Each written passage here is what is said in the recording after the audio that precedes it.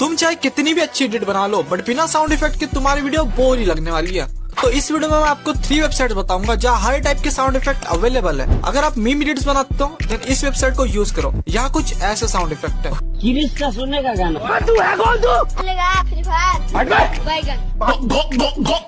फिर आप इस वेबसाइट को विजिट कर सकते हो। यहाँ पर हाई क्वालिटी के साउंड इफेक्ट अवेलेबल है, कुछ ऐसा।